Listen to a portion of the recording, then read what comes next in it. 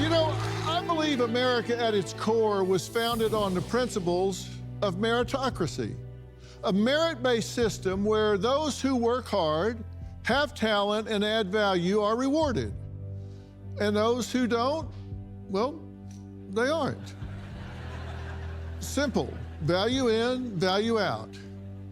But after 200 plus years, that common sense system is under attack at almost every turn in our society. These days, instead of celebrating skill and talent, we're focusing on a whole lot of other things. We're focusing on not offering a hand up as opposed to a hand out. And as a nation drowning in debt, we instead are rewarding people who choose not to work. I'm not talking about people who can't work. I'm talking about people who just choose not to work. And I suppose maybe at some level you could say, well, I guess that's okay if you can afford it, but we can't afford it. So what do you do when you don't have the money to just give everybody a bunch of money? Well, you just start printing more money, right?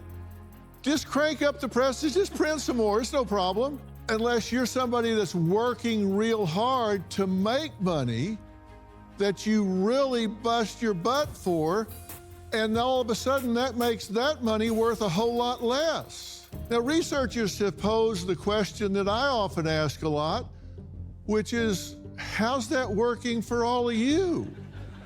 Well, here are some answers. 61% of the people in America say they're living paycheck to paycheck. 59% say, hey, I'm one paycheck away from being homeless. 40% withdrew from their already insufficient 401k just to avoid losing their home.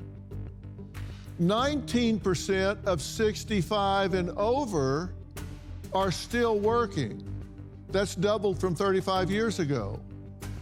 Now, a lot of people say that's just not okay. That's not a meritocracy. That is something our government and our elected leaders should be appalled, ashamed of, and fixing right now. But they're not. They just keep printing money. The more they print, the less yours is worth. Now, my first guest, Jordan, and his wife, Letitia, say despite both of them working full-time as teachers plus other jobs, they can barely afford the basic necessities to survive. Take a look. I'm extremely frustrated with our financial situation. My husband and I work 50 hours a week, and we're still living on the poverty borderline. The American dream is the American nightmare. I've always thought this is a country where you do the right things, you go to school, you get the degree, you will be able to have enough to live a decent, prosperous life. Right now, it's not feeling like that. I feel like I have been cheated. I am living paycheck to paycheck. I went to college, I did everything I was supposed to, and yet I'm $100,000 in student loan debt. We are struggling. If I lost my job right now, we would be homeless. You need $80,000 to $100,000 a year to survive. Retirement is so far away, I can't even think about it. It's Mount Everest, and I'm at the bottom. I'm being crushed by the system. My wife wants to have another baby, but we just can't afford it.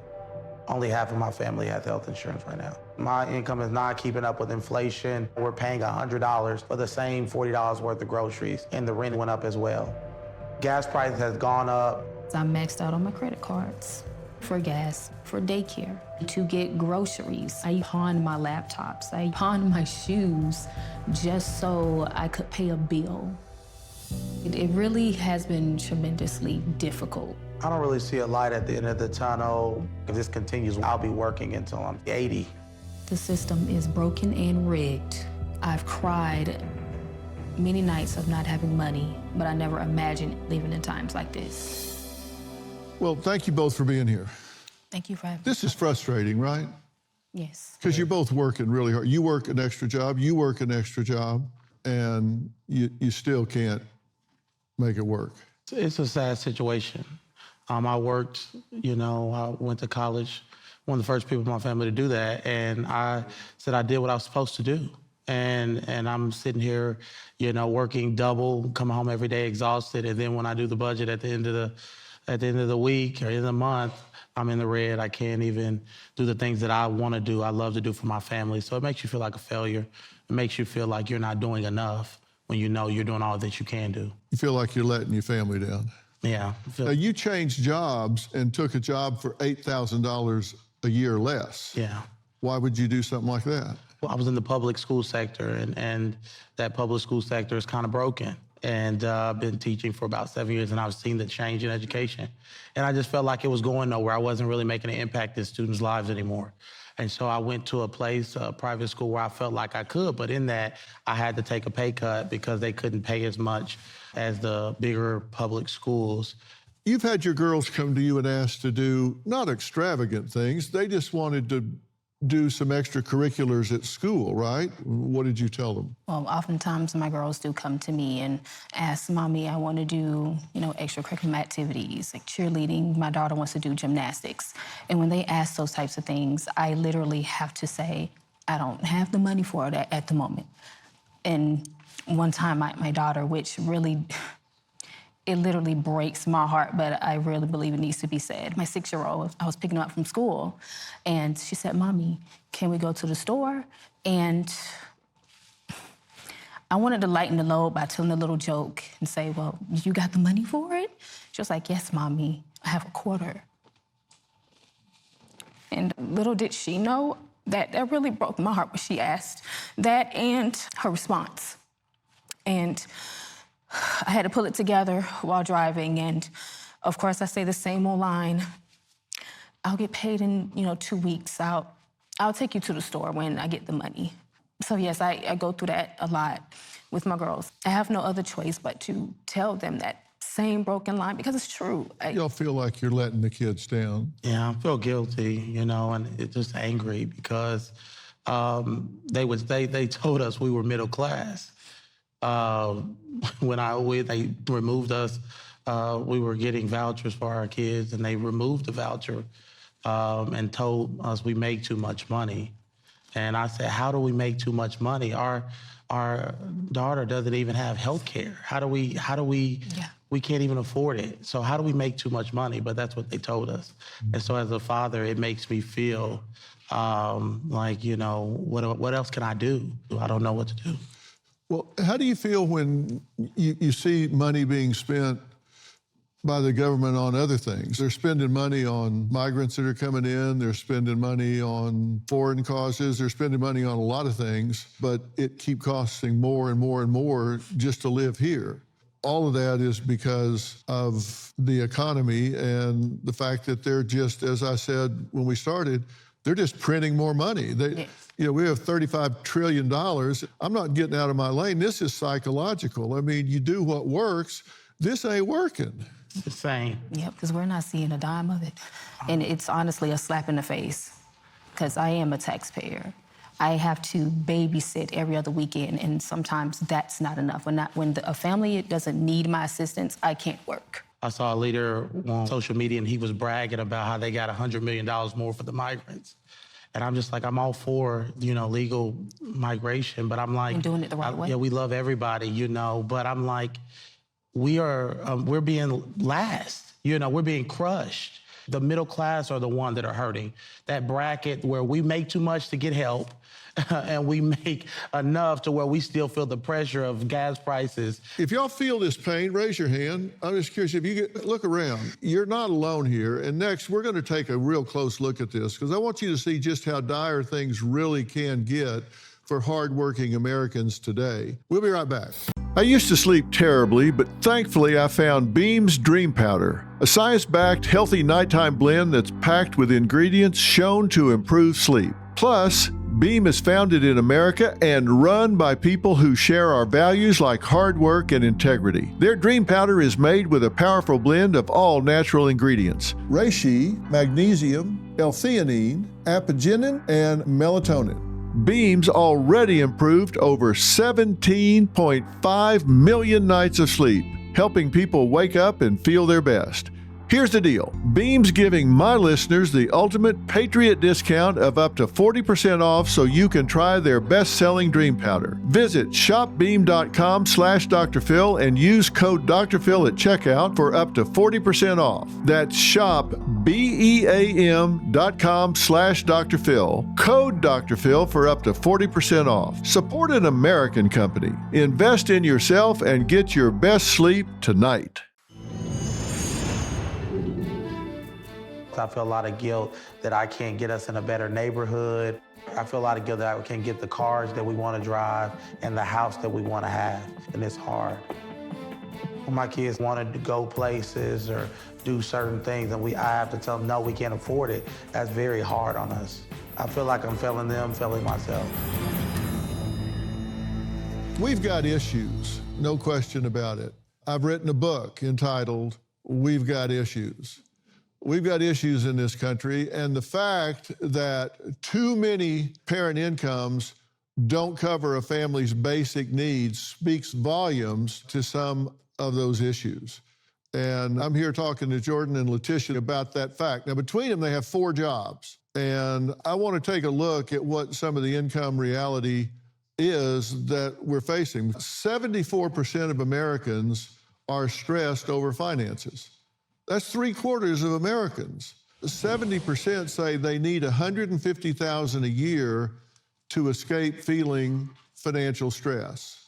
But yet the average salary is $59,540. People say they need $68,499 after taxes just for a family of 4 to survive with basic needs. That means there's an $8,959 deficit that most people are facing on an annual basis. And that's pretty much where you guys are, right? Yeah. Every month we're in the red. We're living paycheck to paycheck and trying to do what we had. I had a season where she lost her job and I was had to donate plasma. I was trying to do anything to get money. And you say you can't get sick. You just can't afford to get sick. No, we can't get sick. We can't get sick. We can't.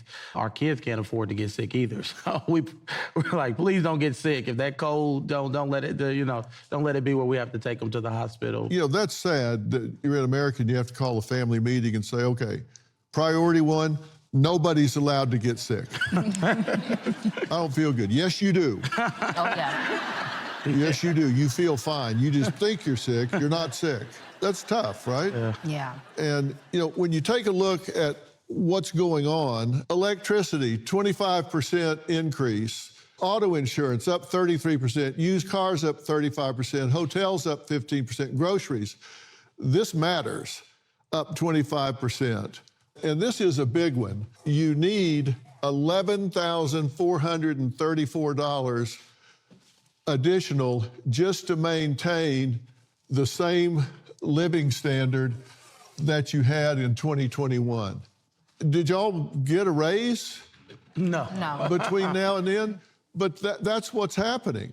And those between 40 and 49 years old, highest credit card debt ever. Balances are averaging $7,600 because people are living on their credit cards, right? They're maxing those out. Rent is up 30%. Mortgage rates doubled. It's getting worse, not better. So what do you tell yourself about what you're going to do, how you're going to go about climbing out of this? Because we're headed in the wrong direction. For us, we have to prioritize. We have to say something. We have bills that overlaps. You know, the cell phones, they can wait. We got to pay the rent. That's first. Food has to be on the table first. So we prioritize. So you just tackle the major stuff and you get to the other stuff when you can. You say you're frustrated that people aren't listening. The people that are in office aren't listening. I tell people, if we ran our household like the government did, we'd be in jail. Yeah. but you can't go to jail because it costs too much. It costs $50,000 a year to put somebody in jail, and that system's broke. Yeah. And you've got two hard-working Americans here. You have children, you're working hard, they're good kids, you're good parents, but every time your daughter talks about her dreams, you got to be thinking, oh, honey. Like, not this again. My daughter came to me a couple of months ago, and she remembered before her sisters was born that we used to have mommy and daughter time. She called it Girls' Day. And the last time we had a Girls' Day, it'll be this year for 7 years, I have not been able to take my teenager to have Girls' Day. I used to take her to do that type of thing when she was like 4 or 5. But to be transparent here, before I met my husband, I used to be on Section 8. I used to receive $150 a month from the government. That was my income until I literally had the audacity to say, I'm tired of living like this. I want to get up and make something out of myself. I have a daughter, and I want to live life only to struggle a lot more in a marriage on 2 incomes. So my daughter, she came to me, she said, Mommy, I noticed we haven't had our Daughter and Girls Day. I mean, when are we gonna have that? The same old line, all over again, which is true and factual and sad to me, because when she does come at me with those things, I literally feel like a complete failure. Although I know that I'm not, but to her, I used to be looked at, Mommy was a superhero. Mommy always here for me. Although she didn't know I was only getting $150 a month, I would literally take $20 just to make her happy. And now that I have gotten older, she has gotten older, only to suffer a lot more worse than what I did then, and having the motive to get up and do something with my life, I'm like, what in the world? I'm sorry. It's hard. I know, it's hard. I just never thought I would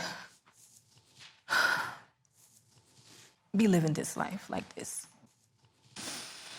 Next, want to see just how badly meritocracy is being destroyed by a government that is supposed to protect its people? What I discovered may shock you. You're not going to believe what I'm getting ready to show you. I promise you, you're not going to believe this. Hey, Dr. Phil here. Your savings are at risk. With the economy on shaky ground, the dollar losing value, and a $2 trillion deficit, things could spiral. Don't wait for the worst. Take control of your financial future now. I trust Preserve Gold to safeguard my accounts, and I urge you to do the same. They're the only precious metals company I recommend. What are you going to do to protect what's yours? Claim your special offer and learn how to reinforce your financial future. Visit drphilgold.com to get your free precious metals guide from Preserve Gold. With gold prices recently breaking records and analysts predicting this trend to continue through 2025, you cannot afford to wait. As a bonus, you can get up to $15,000 with a qualified purchase from Preserve Gold. So don't wait. Visit drphilgold.com today. The state of our country right now is disgusting. We're definitely angry at the government. We pay taxes for illegal immigrants, for the homeless, and for people that aren't even working. And we're people that are working and are barely surviving. I'm angry at our leadership. The American people deserve better. We're taking care of everybody. What about us? We need help.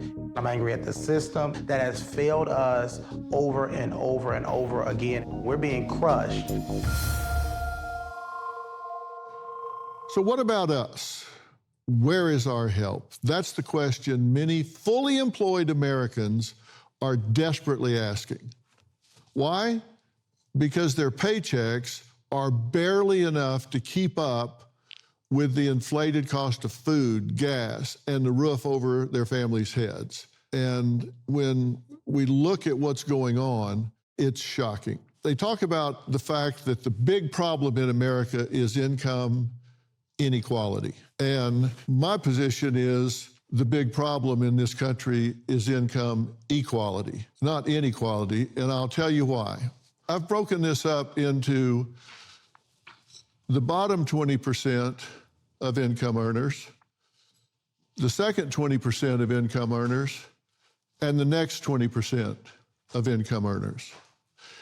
And what you're going to notice is in the bottom 20%, these people, only about 33% of them work at all. And as a result, they make about $7,500 a year. On average, that's what they earn. The next 20%, 85% of them are employed full-time, and they earn about $31,000 a year, okay? Where these people earn about $7,500. But when the government gets through with the entitlement programs, look at the difference. Wow. $1,000 difference. So here's my question psychologically. Why would you work? Seriously, I'll bet you in terms of net purchasing power, these people have more. Why? They don't spend money on commuting.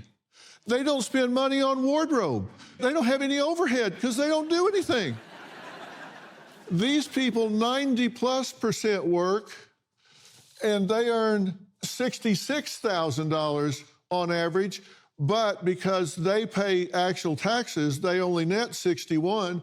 So the difference between here and here is only $11,000.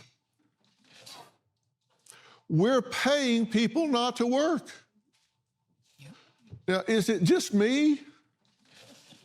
Or is the system turned on its head? And these guys are not working one job. They're not working two jobs. They're not working three. They're working 4 jobs. And they're making $1,000 more than these people who aren't working at all. You know why? Because you're paying for these people to stay home. Yep. What the hell?